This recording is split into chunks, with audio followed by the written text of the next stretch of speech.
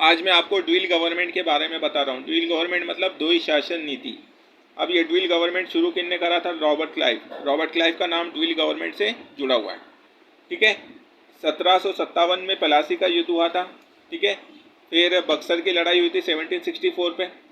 ठीक है। और जो प्लासी का युद्ध हुआ तो आपको मालूम ही है वो किस किस के बीच में हुआ था। सिराजुद्दौला और आपका मीर जाफ़र खान। ठीक है।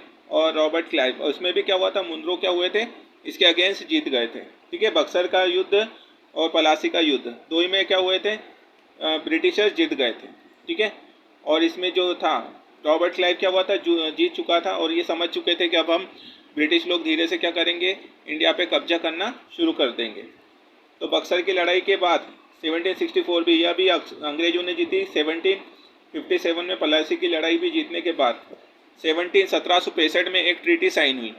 ट्रीटी मतलब मेल या सुलह। उसमें क्या कहा गया है कि हम ड्यूल गवर्नमेंट बनाएंगे, द्विशासन नीति। इसमें क्या होगा, पहला होगा दीवाने राइट। दीवाने राइट मतलब क्या होता है, रेवेन्यू इकट्ठा करना। ठीक है। रेवेन्यू इकट्ठा करना। ठीक है। ये कि ये रेवेन्यू कौन इकट्ठा करेगा, मुगल लोग करेंगे। जो भी मुगल बचे हुए थे इंडिया के अंदर वो क्या करेंगे, दीवाने राइट मतलब रेवेन्यू क्या करेंगे, जनता से इकट्ठा करेंगे।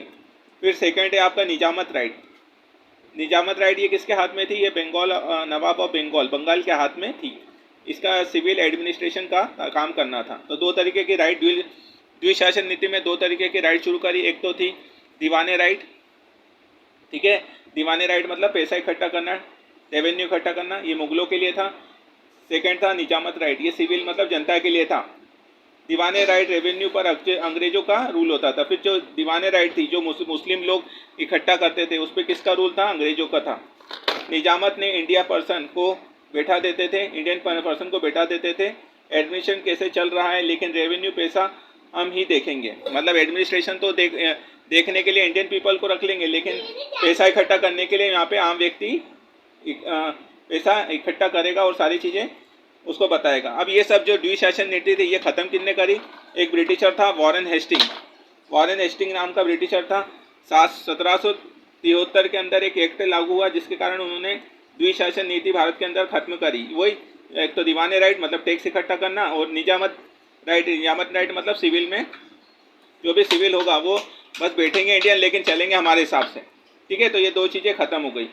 फर्स्ट गवर्नर बंगाल का था, वॉरेन हेस्टिंग क्या था, फर्स्ट गवर्नर बंगाल का था।